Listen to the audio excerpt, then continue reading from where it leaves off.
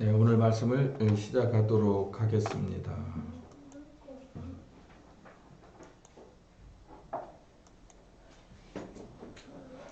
여호수아 갈렙 가나안 정복 작전 오늘 두 번째 시간입니다.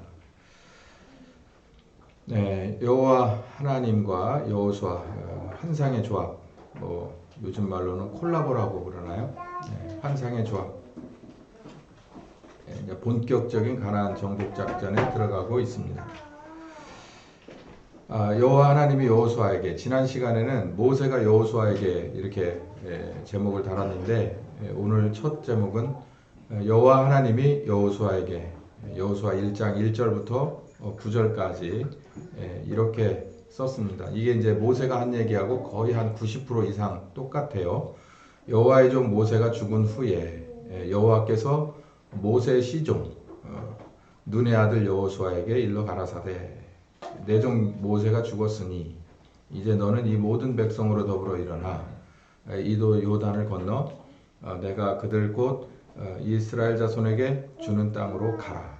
내가 모세에게 말한 바와 같이 무릇 너희 발바닥으로 밟는 곳은 내가 다 너희에게 주었노니 곧 광야와 이 레바논에서부터 큰 하수 유브라데에 있는 해쪽 속에 온 땅과 또 해지는 편 대해까지 너희 지경이 될 것이다. 7절부터 보면 오직 너는 마음을 강하게 하고 극히 담대히 하여 나의 종 모세가 내게 명한 율법을 다 지켜 행하고 좌우로 치우치지 말라. 그러면 어디로 가든지 형통할 것이다. 율법책을 입에서 떠나지 말게 하고 주야로 그것을 묵상해라. 기록한 대로 다 지켜라. 그러면 내 길이 평탄하게 될 것이라. 내가 형통하리라. 내가 너에게 명한 것이 아니냐. 마음을 강하게 하고 담대히 하라. 두려워 말며 놀라지 말라. 내가 어디로 가든지 내 하나님 여호와가 너와 함께 하느니라 하시니라. 여기서 우리는 요 구절에 있는 말씀을 되게 좋아하죠. 그래서 뭐 많이 읽기도 하고 외우기도 합니다. 내가 너에게 명한 것이 아니냐. 마음을 강하게 하고 담대히 하라. 두려워하며 놀라지 말라. 내가 어디로 가든지 내 하나님 여호와와 너와 함께 하느니라 하시니라. 뭐 여러 번 읽어도 굉장히 힘이 되는 말씀이죠. 이렇게 여호와 하나님이 여호수아에게 이스라엘 족속의 리더인 것을 분명히 많은 사람들 앞에서 인정하고 세워주시면서 격려하고 힘이 되는 말씀을 주시는 이런 시작이 여호수아 1장에서부터 시작됩니다.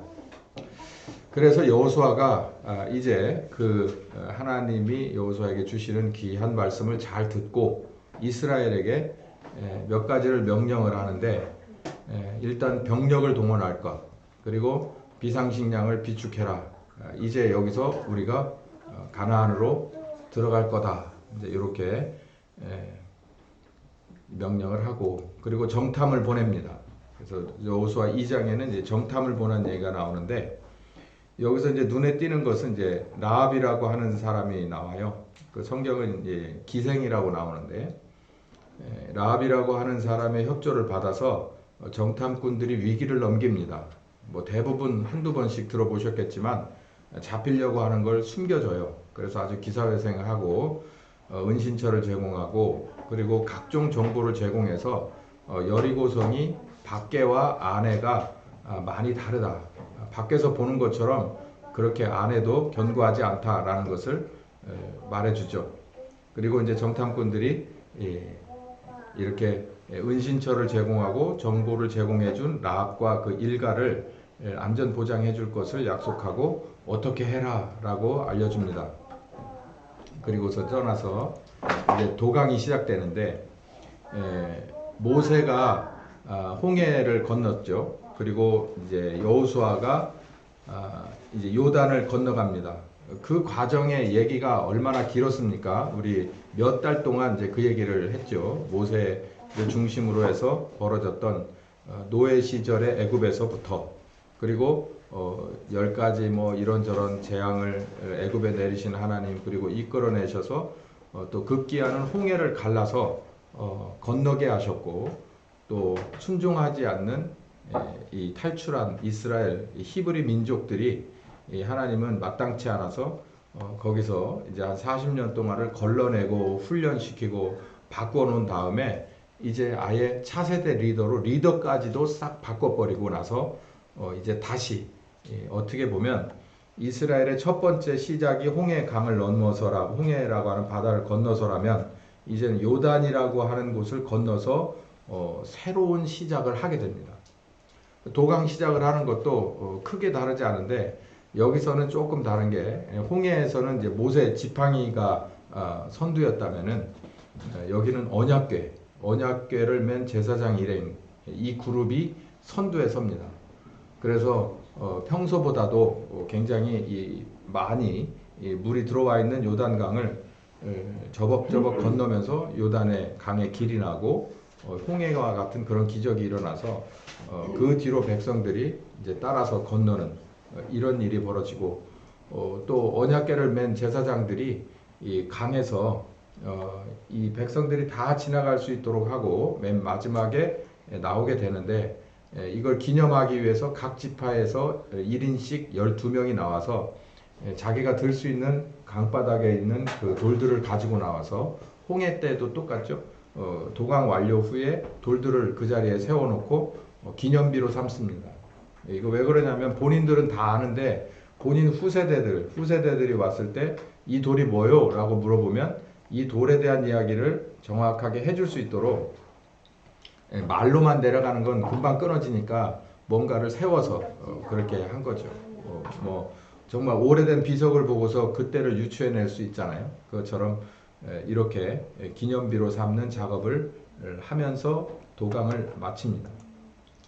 이제 도강을 마치고 나서 이제 바로 여리고 함락작전에 들어가는 것이 아니라 여리고라고 하는 성을 저 앞에 두고 여호수아는 한 일이 있는데 할례를 행하고 그리고 유월절을 지키면서 이제 여리고 함락작전을 준비하게 됩니다.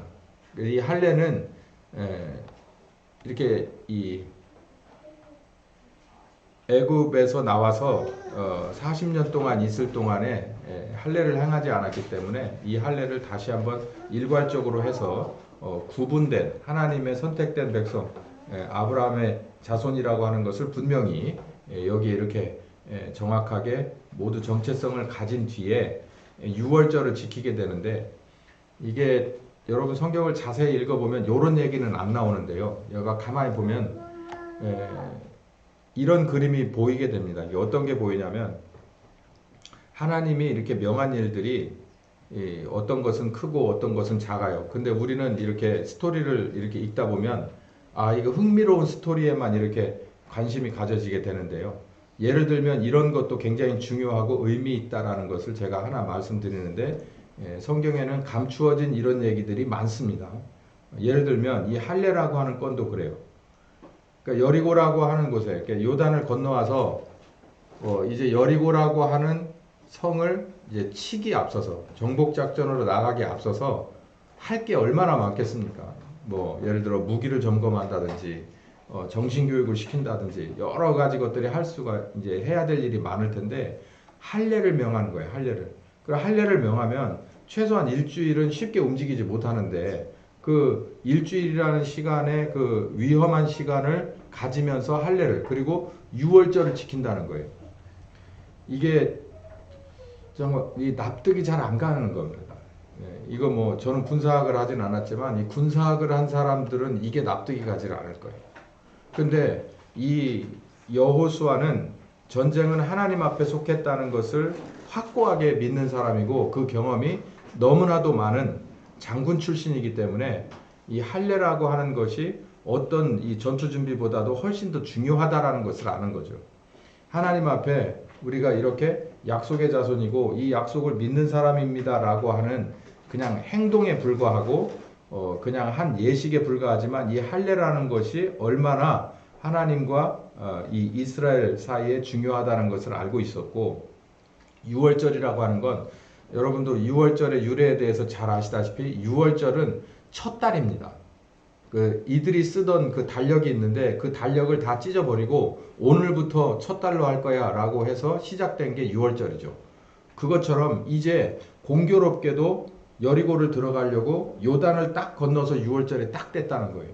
이게 얼마나 이게 우연이라고 말하기에는 너무나도 이게 기가 막히지 않습니까? 그래서 이제 요단 그 이전에 우리 그 광야에서의 40년 이제 실패한 히브리 민족으로서 끝나서 이제는 하나님이 함께 하시는 이스라엘이다라고 하는 새로운 시작이 되는 것이 바로 6월절이고 미진한 할례를 행하는 일이다라는 것입니다.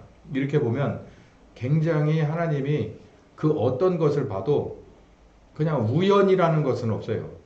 그리고 이렇게 우리가 이렇게 계획을 짜서 이렇게 하려고 해도 이게 정말 우리의 그 이 범주로는 할 수 없는 것. 하나님은 이것까지도 다 계산하고 있었다는 것을 우리가 알 수가 있죠. 여기서 하나 더 제가 말씀드리고 싶은 건 만약에 이렇게 날짜와 시기까지도 하나님이 다 가지고 있었는데 모세가 말을 안 들었다거나 아니면 여호수아가 말을 안 들었으면 이 일이 어떻게 되겠냐는 거죠. 여기서 우리 그런 것을 알아야 돼요. 하나님은 이렇게 마치 KTX 시간표처럼 이렇게 진행하시고자 하는 계획이 있단 말이에요. 근데 그 계획에 따라서 우리가 하나님이 원하시는 대로 승차하거나 하차를 하거나 또 뭐 기타 다른 그 스케줄에 맞는 우리가 움직여야 될 걸 제대로 움직인다면 이렇게 하나님의 계획이 땅에 이루어지게 되는데 그렇지 않다면은 상상하기가 참 어렵죠. 만약에 여기서 6월절을 지켜야 될 게 한 달 정도 이게 지연됐다. 만약에 여호수아가 말을 안 들어서 뭐 리더를 하라니까 나는 해요 못해요. 기드온처럼 혹은 모세처럼 첫 번째 모세처럼 그랬다면 그렇게 해서 지연됐다면 이 계획은 어떻게 맞아떨어질 수 있을까라고 하는 그런 의문을 가졌어요.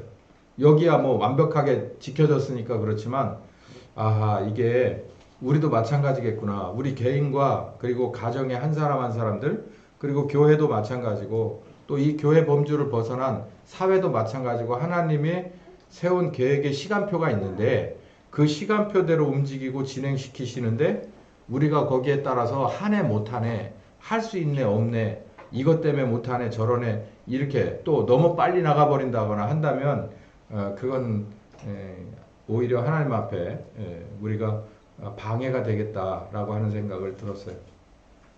여러분도 기억하셔서 이런 점은 깊게 묵상하면서 따라가 볼 만한 그런 내용입니다. 여기 또 신기한 게 하나 있는데 세 번째는 이 요단을 건너서 강을 건너간 뒤에 그 지역에 그러니까 요단 이 동편이 아니라 이제 요단을 건너서 서편으로 왔는데 그 요단 서편에 와서 거기에서 나오는 물을 그리고 거기에서 있는 것들을 채취해서 먹게 됐을 때 하나님이 40년 동안이나 광야에서 내려주셨던 만나가 끝이에요. 진짜 신기하잖아요. 만나가 끝쳤다 그렇게 돼 있어요. 12절 보면. 그러니까 이제는 하나님도 참 진짜 하나님이 철저하십니다. 철저해. 그래도 그렇잖아요. 도강해가지고 사람들이 정신이 하나도 없을 건데 이사한 거라고 생각을 해보세요. 해외 이사는 아니더라도 이렇게 지역을 엄청 바꾼 큰 이사를 했는데 그것도 한둘이 아니라 집단으로 어마어마한 민족이 그 이사를 갔는데 거기서 뭐 변변하게 뭐 사 먹어요 뭘 해요. 근데 만나가 딱 끊치고 거기에서 이제는 소위 말해서 벌어먹으라고 돼 있는 거예요. 알아서 거기 그 땅에서. 야 이게 참 이게 한번 깊게 묵상해 볼 문제입니다. 이런 거 아주 좋은 제목이죠. 이런 거 중에 하나가 오늘 생각해 봐야 될 게 두 개를 제가 남겨뒀습니다. 여호수아가 하나님의 군대 장관을 만납니다. 이거는 여호수아 개인적인 일인데요. 성경에 나옵니다. 이 전투가 있을 거예요. 여리고뿐만 아니라 아이성도 있을 것이고 뭐 기브온 전쟁도 있을 것이고 그 뒤에 완전히 전면전도 다 있을 텐데 그런 전투를 하기에 앞서서 아무리 강심장 해라라고 하나님이 여호수아에게 그렇게 토닥거려주고 했어도 여호수아 나름대로 뭔가 확신이 필요했는데 항상 그렇듯이 하나님이 쓰는 이 전방에 세워놓은 리더에게는 항상 이런 게 있더라고요. 그래서 이 군대 장관이 그러니까 아브라함도 하나님을 따라 나섰을 때 이 하나님의 군대 장관을 몇 번 만납니다. 그것처럼 여호수아도 군대 장관을 만나요. 그래서 여호수아가 이제 마음에 안심을 하고 담대함을 가졌을 것이다라고 하는 얘기가 14절에 나옵니다. 이렇게 도강을 하고 나서 잠시 동안 숨고르기를 하고 이 바쁜 일정을 소화해내고 난 다음에 그 유명한 여리고 함락작전에 가요. 여리고라고 하는 성은 참 오묘한 것입니다. 그래서 여호수아 6장에 보면은 그 여호수아 6장 1절부터 보면은 이 여리고 성이 어떤 성인지가 나오는데 외부적으로는 틈이 없는 성이에요. 그래서 이걸 어떻게 무너뜨릴까 이게 참 쉽지 않은 성인데 하나님은 여기에 작전을 냅니다. 뭐 우리들이 생각하는 것과는 전혀 다른 작전을 내요. 한번 보세요. 이렇게 명합니다. 군사들은 성을 매일같이 6일 동안 한 번씩 돌아라. 한 번씩. 군사들. 그러니까 백성들은 나서지 않아요. 그리고 제사장은 양각으로 만든, 그러니까 양의 뿔로 만든 나팔을 들고 언약궤를 메고 매일 6일 동안 한 번씩을 돌아라. 성을. 그리고 마지막 7일째 되는 날은 바삐 걸어야 될 것 같죠? 7바퀴를 돌아라. 그리고 나팔을 마지막 이제 다 돌고 나팔을 불어라. 그러면 이제 백성들은 거기에 딱 등장을 해서 제사장들의 나팔 소리에 맞춰서 고함을 질러라. 이게 뭘까요? 이거를 여호수아가 이 최종 사령관인데 여호수아가 이걸 이렇게 하라라고 하는 얘기를 할 때 물론 이제 듣고서 하나님이 주신 메시지를 갖고서 했겠죠. 이걸 정말 쉽지 않습니다. 이거 쉽지 않아요. 근데 이렇게 했습니다. 성을 매일 6일 동안 1회씩 돕니다. 또 제사장들도 해야 할 일을 하고 7바퀴 돌고 나팔을 불어요. 그럼 백성이 해야 될 일을 해요. 나중에 가서 제가 조금 더 여기에 이제 중점을 두고 액센트를 드리겠지만은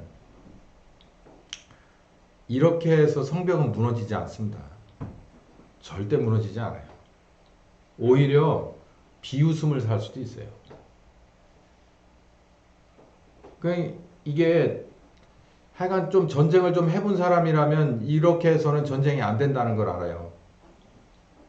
그리고 여기 주의사항이 하나 또 있습니다. 라합의 일가는 보호해줘라. 그리고 모든 전리품은 하나님 앞에 드릴 거다. 니들 개인이 가지면 안 돼. 결국은 여리고는 무너졌습니다. 성벽이 그냥 무너졌다고 되어 있어요. 무너졌을 것뿐만 아니라 그 안에 들어가서 이 전쟁 경험이 거의 없는 이 이스라엘이 들어가서 여리고라고 하는 얼마나 큰다고 해야 될까요? 대전 광역시 이거보다 더 큰 그 정도 수준을 그냥 가서 다 도륙해버려요. 이게 어떻게 이렇게 됐을까? 이건 하나님이 하시는 겁니다. 하나님이.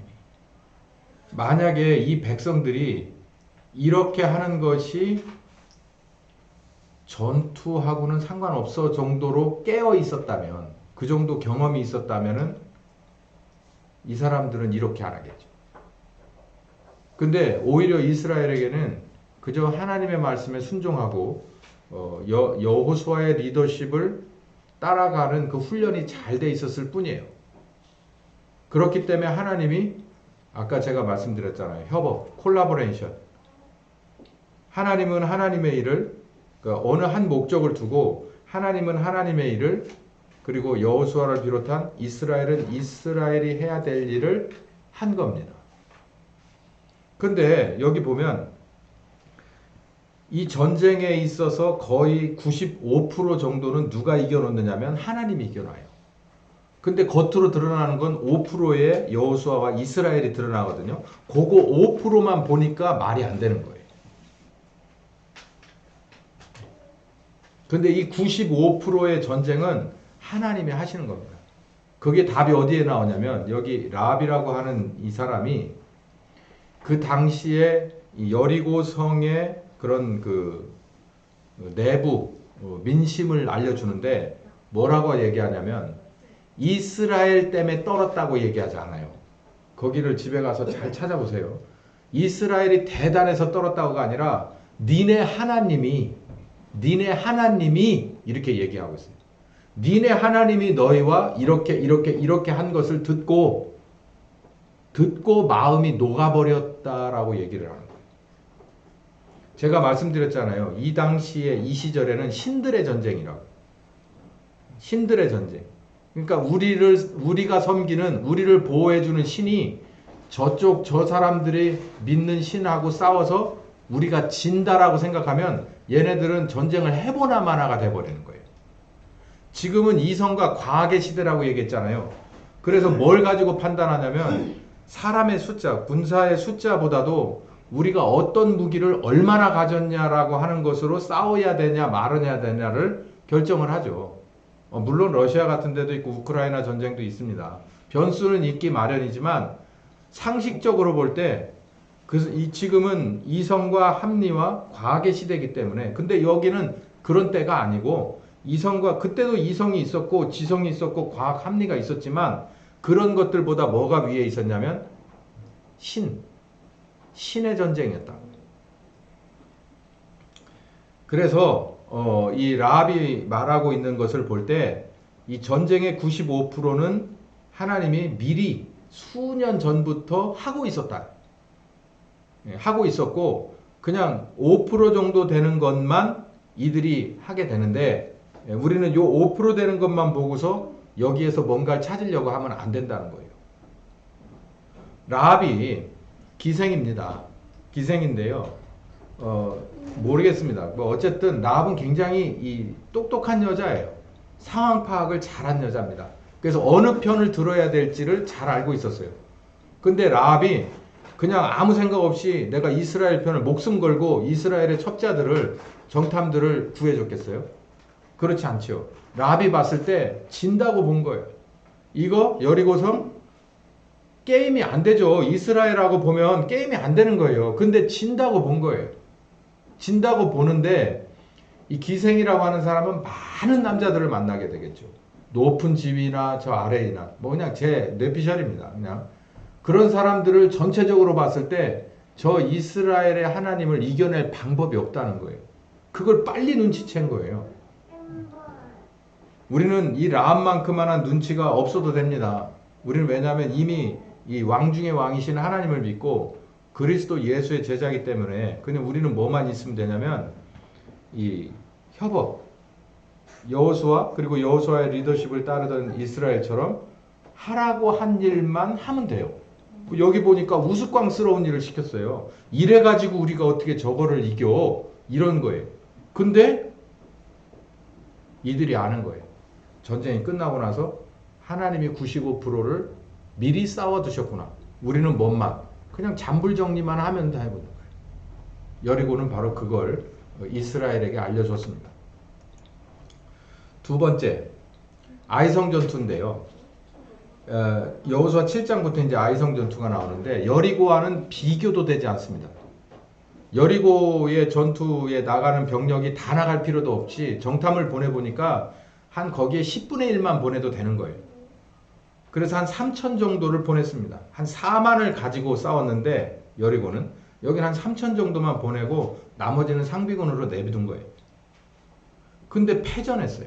이 패전도 적당히 패전이 아니라 완전히 꽁지 말고 도망가는 강아지를 끝까지 돌팔매질하면서 따라오는 것 같은 그런 아주 이 말도 못할 패전을 우리가 여리고도 이렇게 이겼는데 이 아이성 같은 요 10분의 1도 안 되는 걸 이렇게 치는 거예요.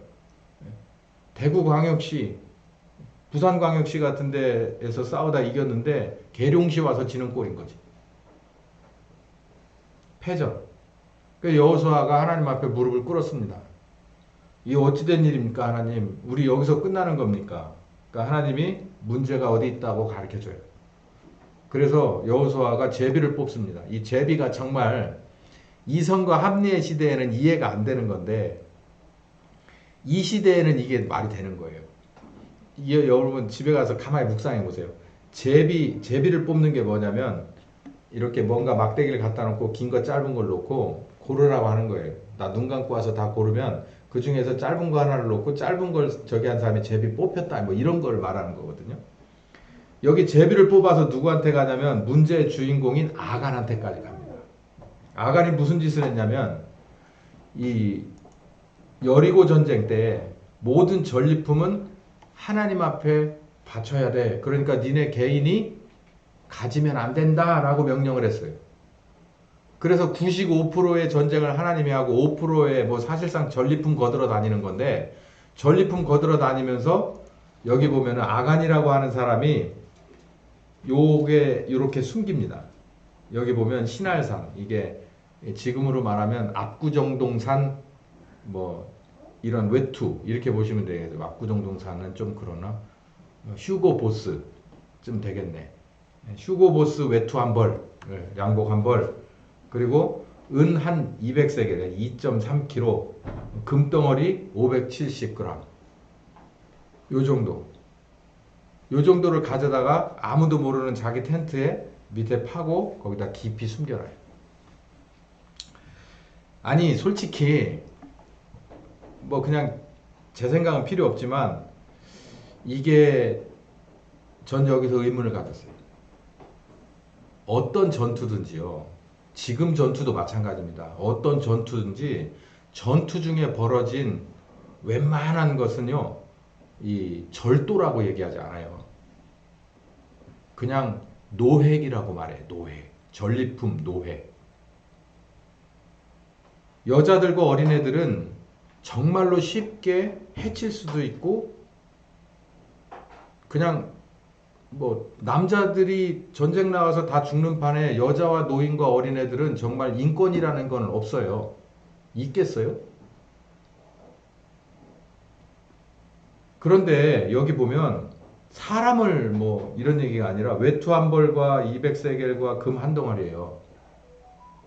그냥 소박하게 자기 텐트 밑에다 딱 숨긴 거예요. 근데 하나님이 그걸 딱 집어내네. 그것도 제비를 뽑아갖고. 이게 무슨 뭐 어디 전래동화 같은 얘기지만 이렇게 사다리 타고 이렇게 내려가서 꽝 저기 맞추듯이 하나님이 이렇게 제비를 타고 내려가가지고 이 아간을 딱 집어내요.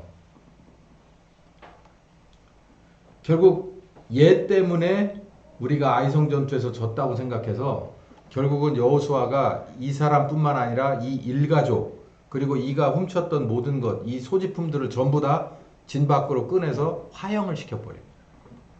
다 태워버려요. 싹.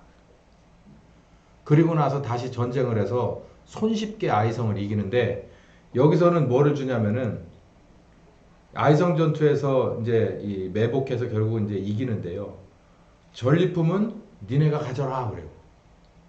아니 제가 여기서 확 하고 올라온 게 있어요. 아니 전쟁을 하면 전리품은 가져야지. 목숨을 걸었으니까. 그게 상식이잖아. 그게. 뭐 전쟁 범죄나 막 이런 거가 아닌 이상 전리품은 그냥 개인이 가질 수 있는 거 아닌가? 아니 뭐 여기만 아니라 다른 전투에서도 웬만하면 전리품은 다 갔거든요. 근데 여리고라고 하는 그 어마어마한 부자성을 저기 할 때는 하나님이 여기서는 절대 니들 주머니 채우지 마 그래 놓고 아이성에서는 또 그렇게 하네? 도대체 이유가 뭘까를 고민했습니다. 어쨌든 좀 더 가봐요. 이제 이 아까 말씀드린 대로 세 가지를 숨겼던 그 주인공을 찾아내서 색출해서 결국은 처분을 하고 아이성을 재탈환을 하는데 매복해서 기만해서 완전히 진짜 끝내주는 전투를 합니다.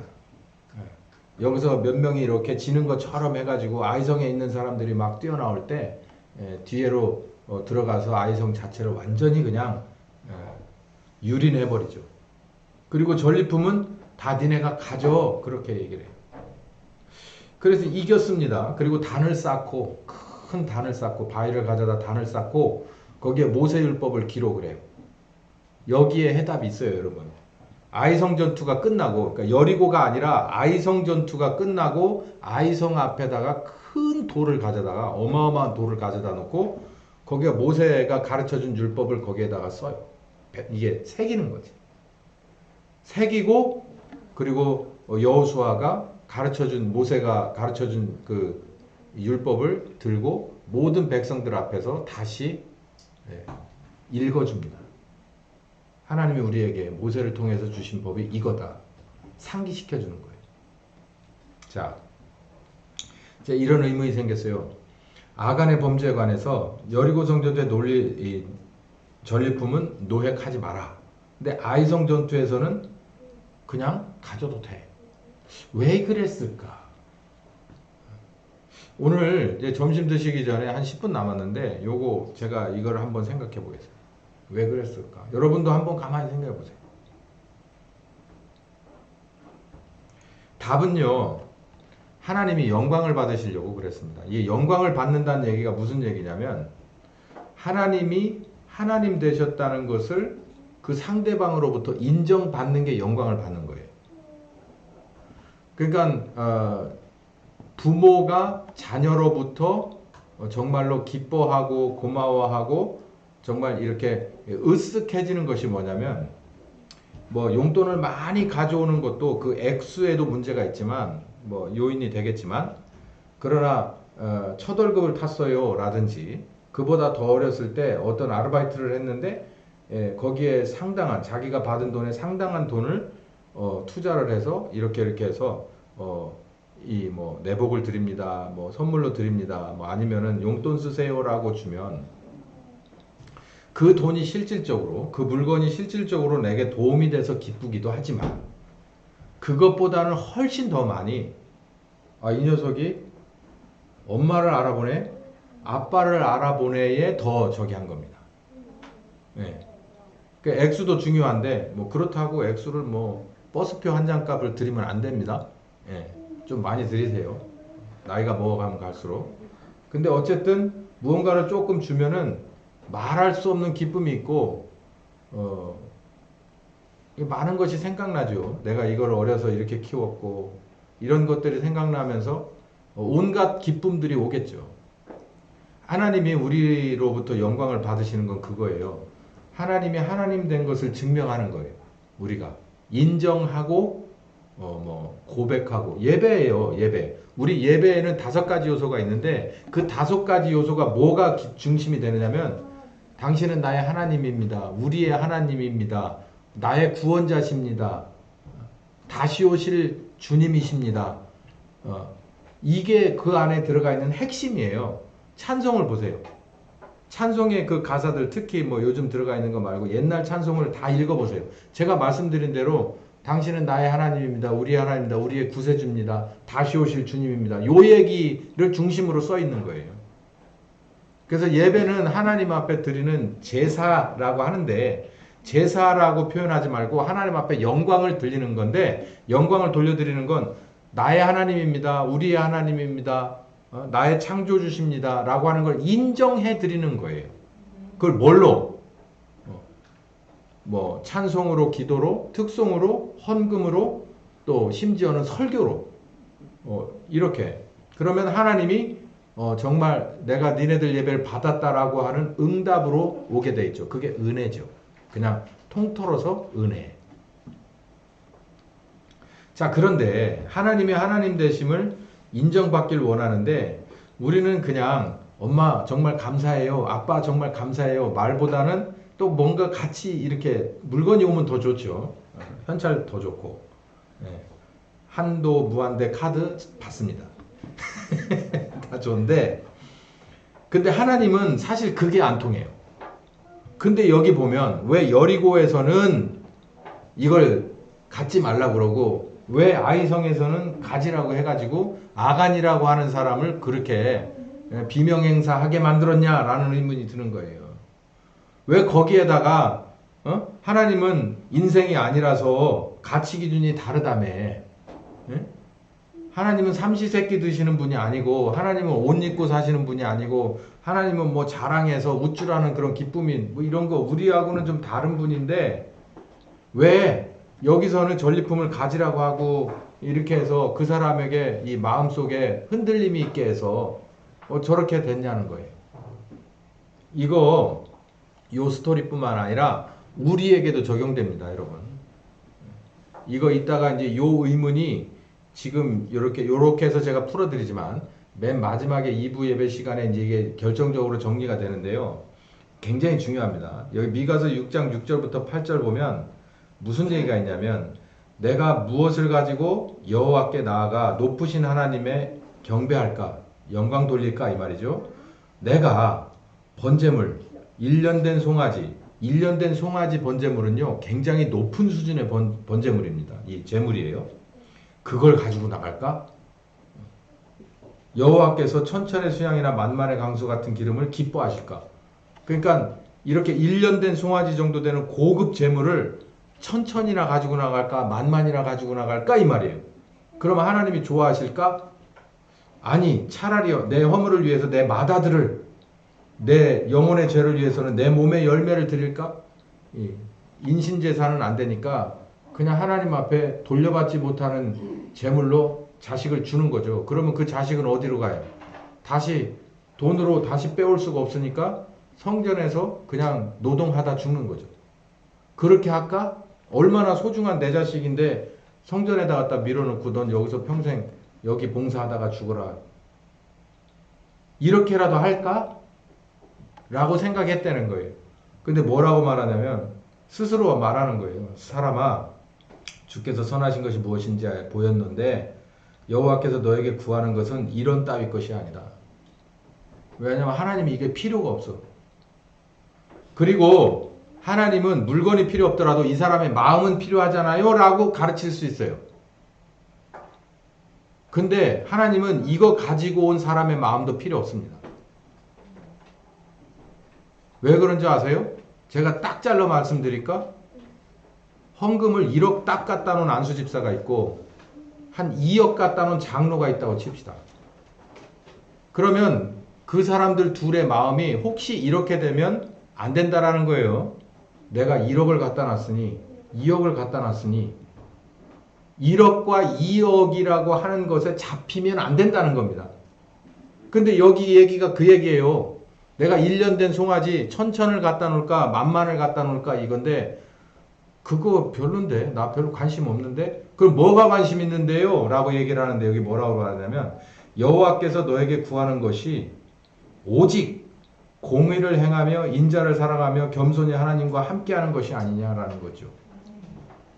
이건 못해요. 이거 쉽지가 않거든.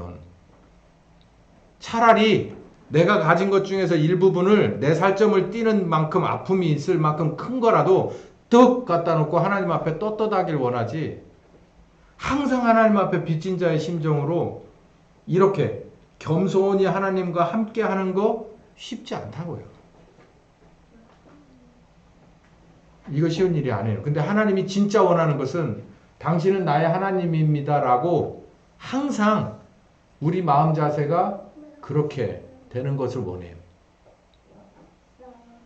하나님이 우리에게 받으시고자 하는 건 다른 게 아니라 그거라는 거예요. 여호수아 22장 34절에 보면 이게 이제 르우벤이나 갓이나 단 지파들이 이 에덴의 동쪽에서 기업을 먼저 받은 사람들이 서쪽에 와서 이 동족들과 같이 싸워서 전쟁에서 다 이겨주고 자기네 고향으로 돌아가는 때입니다. 그때 단을 이만하게 만들어 가지고 거기서 뭔가 기념을 하려고 했는데 그 얘기가 뭐냐면 우리 사이에 이 단은 우리가 쌓아놓은 전쟁 종료 기념 이 단은 여호와께서 하나님 우리의 하나님이 되시는 증거를 삼기 위함이다. 하나님 이걸 좋아하는 거예요. 전쟁을 종료하고 나서 이제 원정을 나왔던 세 지파가 정말 자기네 고향을 위해 자기 땅을 위해서가 아니라 남의 분깃을 위해서 와서 싸워서 하나님이 함께 하시는 것을 보고 또 보고 그 길고 지루한 전쟁을 다 끝낸 뒤에 이제 본토로 돌아가면서 마지막으로 거기다가 단을 쌓아놓는 겁니다. 요단을 다시 건너서 빽 하기 전에 거기다 단을 쌓아놓고 뭐라고 말하냐면 하나님 우리의 여호와 하나님께 당신은 우리와 함께 하신 여호와 하나님이십니다 라고 하는 것을 최종적으로 고백하고 넘어가는 거예요. 이 전쟁이 그래서 끝났다. 우리와 함께 하신 우리와 함께 싸우신 우리를 보호하시고 우리에게 기업을 주신 당신은 여호와 하나님이십니다. 얼마나 멋진 거예요. 하나님은 이걸 딱 받는 거예요. 이걸.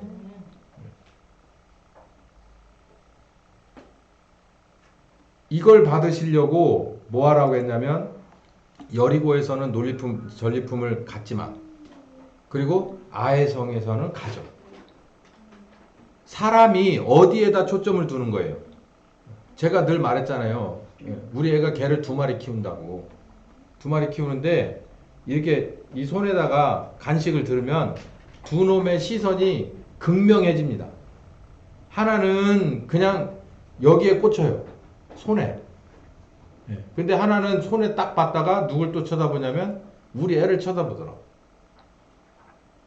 이걸 어쩌자는 걸까? 그러고 주인 눈을 쳐다보는 놈이 있는가 하면 그냥 처음 시작부터 박스로 갈 때부터 이 손에 붙잡을 때가 이 손을 놔줄 때까지 이것만 쳐다보는 놈이 있더라고.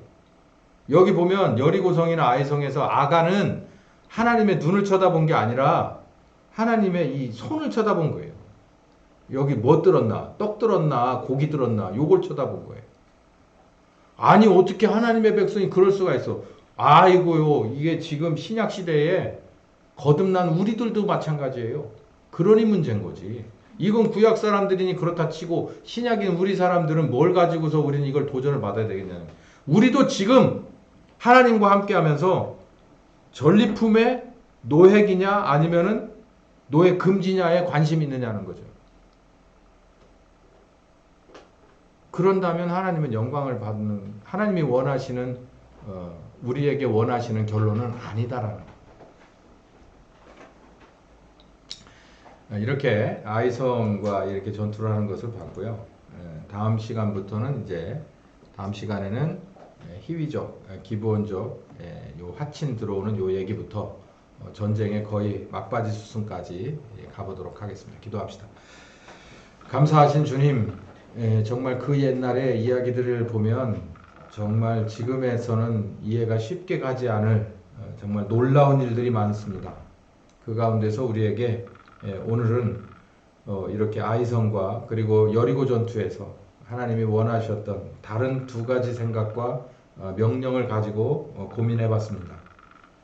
지금도 신약시대인 지금도 하나님 우리에게 원하시는 건 영광을 받으시길 원하시는 건데 우리도 이 영광 돌려드리는 진정한 주의 백성들이 다 되게 하여 주시옵소서. 예수님의 이름으로 기도했습니다.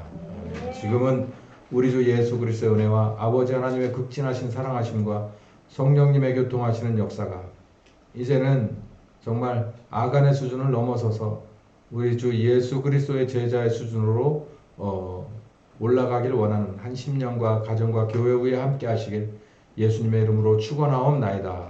아멘. 오늘 오전까지 하겠습니다.